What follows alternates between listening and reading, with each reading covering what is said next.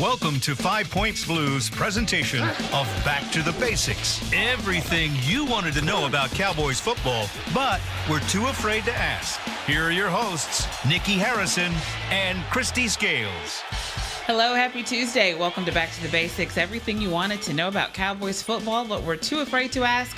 I'm Nikki Harrison here with Christy Scales, and joining us today this fine Tuesday, Brian Broaddus. Thank you for being with us. Thank you guys for having me. It's nice to be back with you guys. Yes, always lovely having you with us. Thank you.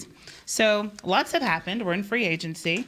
Catch us up on personnel changes, comings and goings. Yeah, because 5 Points Blue, we were on our spring break last week when the calendar year opened for the NFL officially and free agency began. But we've had some comings and goings personnel-wise. But specifically today at the Star, and I know you were talking about this a little bit earlier, but for our 5 Points Blue audience, we've got Eric Berry, who's a perennial Pro Bowl safety that's in the house, and also Robert Quinn is visiting today. Yeah, and it's and with Eric Berry, it's a unique situation. Eric Berry is the safety's version of Sean Lee, if I could kind of talk about that.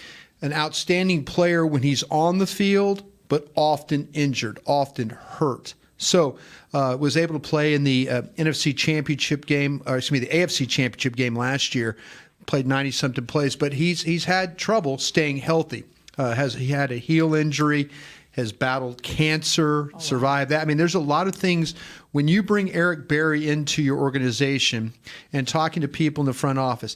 It's going to be a full medical check. And, you know, a lot of times you'll kind of bring guys in and kind of, okay, do this, do that, but kind of go through their history. But Eric Berry, if you're interested in signing Eric Berry, then you're going to have to, again, really dig into him, the medical-wise. But my best description of Eric Berry, like I said, is he's Sean Lee with the great play on the field, but then you worry about missing the 5, 6, 7 games that you might get during a season. Mm-hmm. Well, safety is a position that has been discussed as a upgrade target this offseason, and the Cowboys lost out on Earl Thomas. They did. Who signed a bigger deal, got blown away with a big deal to sign with the Ravens. Didn't see that coming. The Chiefs they paid a lot of money, got a lot of guaranteed money up front. And how does the style of play of Eric Berry differ from Earl Thomas? What would Berry bring that they don't currently have right now? I think with Berry, and Thomas is more comfortable in this scheme the Cowboys play,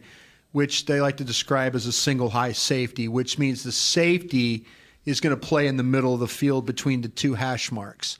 And so when you play single high safety, that means you take your other safety and play him in run support. So it means what they say down in the box. When we talk about the box, it's from tackle to tackle. That's the box area.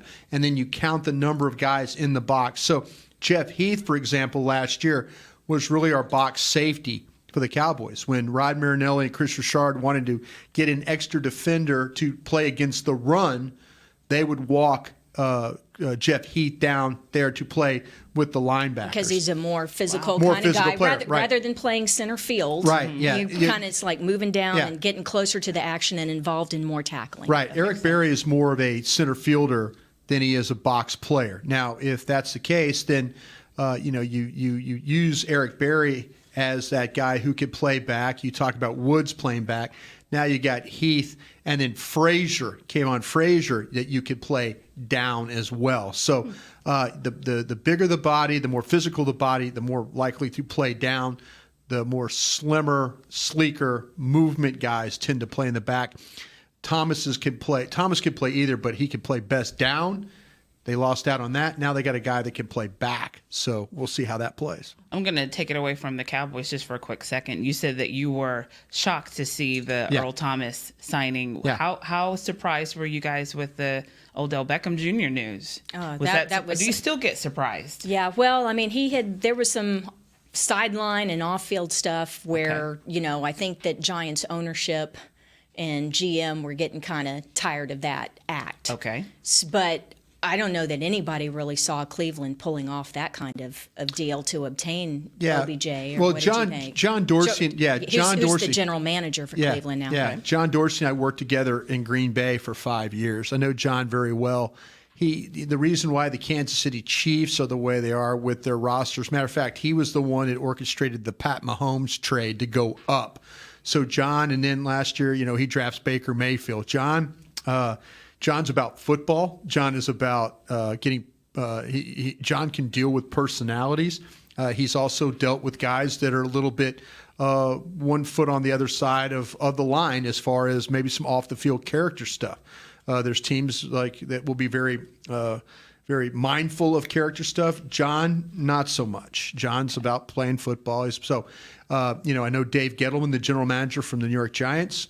Dave, when he had the opportunity, the only mistake I think Dave made in this trade for Odell Beckham, or the trade of Odell Beckham, is that he gave Odell Beckham a ton of money before he signed. He gave him a huge contract. $98 million. Yeah, huge contract. Wow. So now he's got dead money on his cap that he's having to deal with, but it's between $15, $16 million a year now that he's going to have to deal with.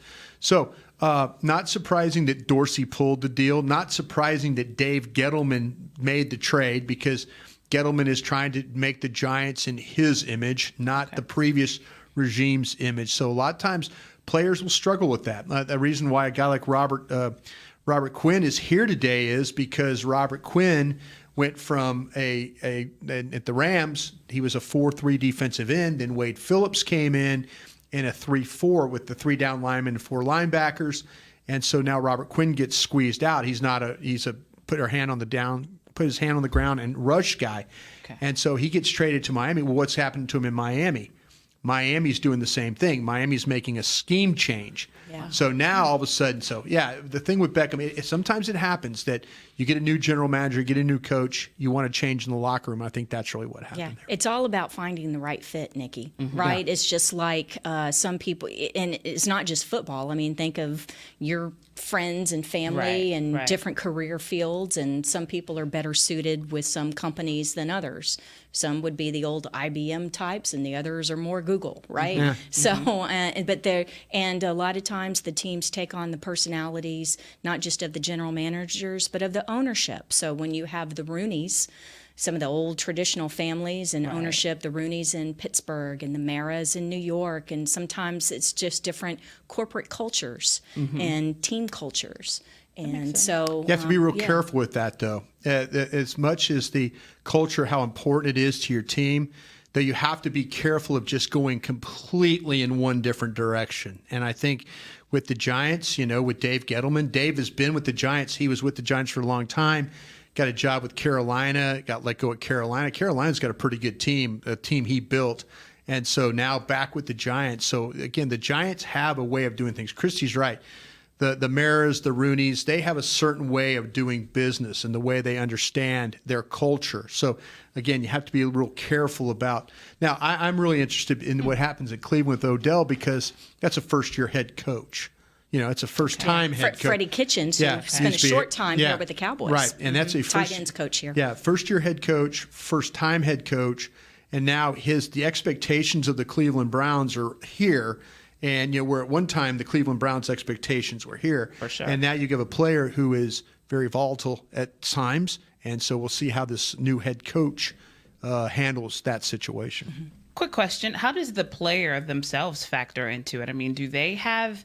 I'm assuming they have no say in where they go. Yes and no. So Robert Quinn, who is visiting today, again, this is a defensive end and would be a very good pass rusher to add to the Cowboys. And like Brian said, getting kind of squeezed out with the new coaching changes and defensive scheme there Brian in Miami. Flores there in Miami. Yeah, he was the defensive coach for Bill Belichick up in New England with the Patriots, and is now taken over as the head coach in Miami. So Quinn is currently under contract to the Miami Dolphins. So he's visiting here. It would have to be a trade between the Cowboys and the Dolphins. But Quinn, who is due $12 million this year. Here's the thing. Would he be willing to renegotiate a contract? Does he want to? Is he going to want an extension?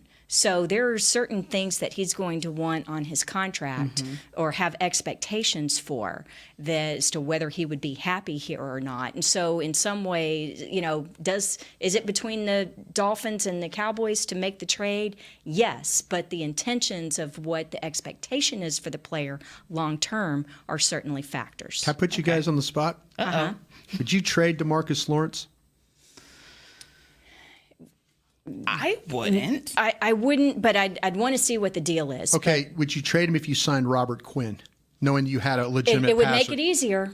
Yeah. It would make it easier to trade him. Yeah. And so you kind of have to set yourself up for the fact that you don't have DeMarcus Lawrence signed yet. You have him under a franchise tag. Right. He doesn't have to play under it. Le'Veon Bell, Right. this former Steelers running back who worked out the deal in this just last week to join the Jets, he didn't play on it last year. Didn't play the whole season. Right. Yeah. So, see, that's what I'm saying. If you have an agent that you cannot deal with, that is not going to be reasonable, then if you get Robert Quinn, that gives you flexibility. Right now, DeMarcus, I think, holds a lot of cards here. Okay. Yes, he does. And so, but where you can kind of pull one of those cards back is if you go and get a legitimate pass rusher.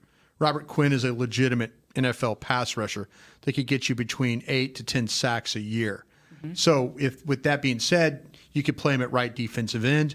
You could move Crawford back to the left side. You've got Armstrong. You've got Taco. You've got guys that can play as that left defensive end. As long as you had somebody that legitimately can rush the passer, then you can think about this. Now, again, we're not advocating trading him. I'm not sitting here advocating. But I also will say this for the front office. I'm a little disappointed in the approach. We draft, we develop, we sign. I'm a little disappointed right now. Okay, now But maybe that's not what they're doing. They haven't signed. They haven't gotten it done yet. They haven't gotten it done. Now, And the longer you wait, the higher the cost goes. This should have been done last year. Yeah, that's the thing. And I think to me, this is where if you're going to be a team that your approach, if you're telling me in free agency I'm not going to be a player, I'm not going to jump into the pool the first week of the season, well then, okay, what am I going to do? Well, my approach is I draft, I develop, and then I sign.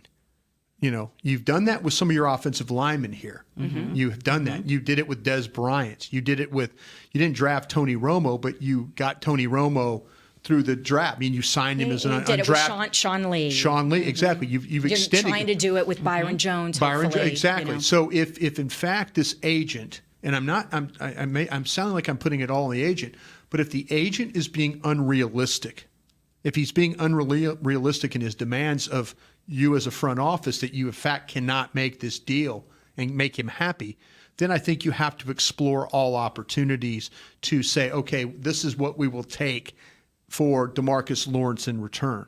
Again, it's not the most ideal situation because I don't think your team is better, but I think that it allows you the flexibility to say, okay, we've got other guys that we have to sign. We have Byron Jones we have to sign. You have Dak Prescott we have to sign. Ezekiel Elliott we have to sign. Amari Cooper. Amari Cooper you have to re-sign. So Jalen Smith. Yeah, exactly. There's a lot of see that's one of the good things about drafting and developing if you can do it. Some teams are not very good at this. At the Cowboys, it's actually a good problem to have. Yes. If you're doing that the right way. But again, I feel like though there's going to be a point in time where if you do get Quinn, that gives you a little bit of flexibility to say, okay, if 40 days here before we get to the NFL draft, we're going to move on because we just don't think this is going to be done. And the fact that he has a shoulder surgery looming, he could play that card too. He could say, okay, I'll sign right before training camp, and then the shoulder surgery carries him into the season. Now you're playing in October. Wow. And then you get nothing for him as he walks out the door. Yeah. There are a lot of moving parts to the DeMarcus Lawrence situation. Yeah. Well, speaking of the draft, I mean, we're just shy a month away. Yeah. What positions are most important for the Cowboys? Well, it's still defensive line. Robert Quinn, trading for him would certainly help with that, but defensive line is still an area. What they did with signing Hyder from the Lions, he'll play what they call the under tackle or the 3 technique. He'll play that on the outside shoulder. With with Christian Covington, who they signed from the Texans last week. He will play the nose tackle or the 1. So they've got the 1 and the 3 on the backup. Okay. So that will help there. But I don't think that keeps them from. I'm hearing still looking for defensive ends, still looking for safeties. So that's kind of why you have guys like Eric Berry come rolling in here. I don't think signing these guys on 1-year deals will keep them from drafting somebody. Right. I think that's the philosophy. I think people will say, "Oh, you got Jason Witten, you don't need a tight end." No, you still need to. If you find one that you can develop, you draft him. Especially while you got Jason Witten. Exactly. It could be a bridge player to the. So the first thing Jason Witten said to me when he came back was, it wasn't, "Hey Brian, how's it going?" It was, "Hey, tight end class pretty deep, huh?" And I'm like, yeah. So he knows. Yeah. He knows that the possibility. And again, the Cowboys lose Jeff Swaim, to the Jacksonville Jaguars. So they've got, with the young guys with Schultz and Jarwin and Witten, Rico Gathers somehow, maybe some way in the mix. I feel like that they'll probably move on from Rico Gathers. But this is a really, really deep, if you're following the draft, it's a very deep draft at tight end where there can be quality at 3rd round, 4th round, 5th round. Good opportunity. And deep on defensive line this year for the most part. Absolutely. So that's lucky for the Cowboys because just like, every year, some positions are a little bit deeper than others. And so it just so happens that this year the areas that are deep are the areas where the Cowboys are looking to upgrade. Wow. Well, Brian, I have one more question. Sure. Because I know you got to scoot. Yeah. Question from one of our viewers. Okay. Kay in Frisco. She wants to know, what are the odds of the Cowboys moving up to the first round of the draft? Yeah, now moving up will require likely next year's the 2020 first. If you don't make a trade, say if you don't trade DeMarcus Lawrence, so you don't trade somebody that's going to could get you a first round pick in this draft. I think that next year's one is always a possibility. It's kind of hard to gauge. Generally, the draft will go on. You'll get down to a certain point on a lot of teams' boards. They put their tags on the board, and maybe there's 32 teams, right? There'll be 32 picks in the first round. Well, you might only have 20 first-round grades on a board. You might only have 20 names. So that leaves 12 spots where Travis Frederick was a second-round player on their board that they took at 30. So sometimes you get past a certain point in the draft in the first round where somebody will say, okay, I'll take next year's one, and your 3 this year. So that's how you're going to have to kick next year's 1 to get back in, and then you'll be in the same spot again next year. Okay. And then you'll probably lose the 2, the 3, and 2 4s. Someone might make you kick one of those 4s back to them or kick a 3 to them. And if that's the case, then you're saying, okay, yeah, we're back in. We have no first round pick in 2020, and then we don't have a 3rd or 4th round pick in this draft. So it's kind of wow. People value when they look at their board, and they all of a sudden, if all the names are starting to get wiped out, and then they look up at their board and they're down to their 21st guy who's actually in the 2nd round. Teams might be willing to back out of that at that point in time. They might say, yeah, Dallas has a chance next year. You got a first place schedule. You play the Bears, the Rams, the Saints, the Patriots. Maybe that first round pick might be a top 10 pick next year. That's where now you have to judge. Yeah, you're gambling. Wow. Yeah. You're projecting what you think. And it happened to us. It happened to us in a draft when at Valley Ranch. And I'm trying to think of this. It was a Parcells draft. Might have been 2000. What draft did we draft? Julius Jones. 04. 04. Julius Jones was a running back that we drafted. 05. 04 sounds right. Yeah. It was we traded out of the first round back in the we traded out. The Buffalo Bills wanted Lossman, the quarterback. J.P. Lossman, who's now a coach at the University of Florida. Wow. And J.P. Lossman, the Buffalo Bills coveted this quarterback from Tulane, and they kept calling. They kept calling. Yeah, we kept saying they didn't have a pick right there to go get him. Exactly. They needed to move back up in the first round. Yeah, we were at 21, I think, is where we at 20 or 21, somewhere right around there. And it just became all of a sudden like the Buffalo was very interested in that. They're trying to get back in, and we're like going, well, that might be a top 10 pick next year. Mm-hmm. Wow. That might be a top 10 pick. Yeah.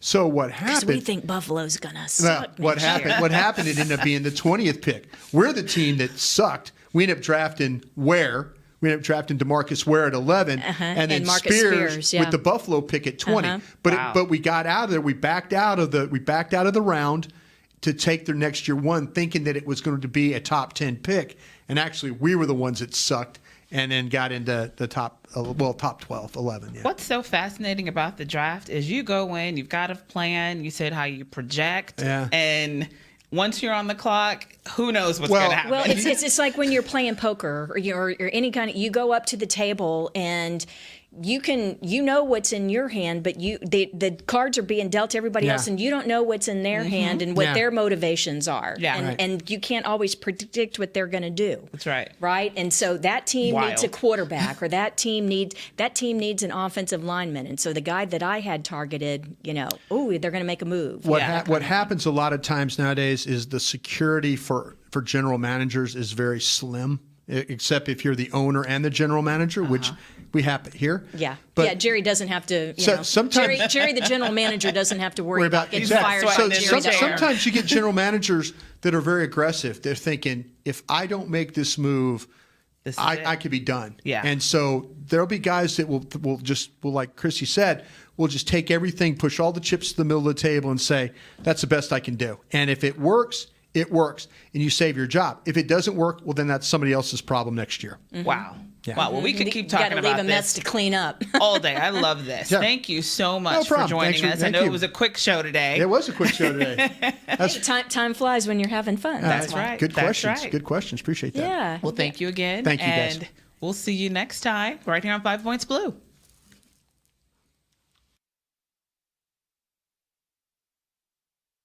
This has been a production of 5 Points Blue, DallasCowboys.com, and the Dallas Cowboys Football Club.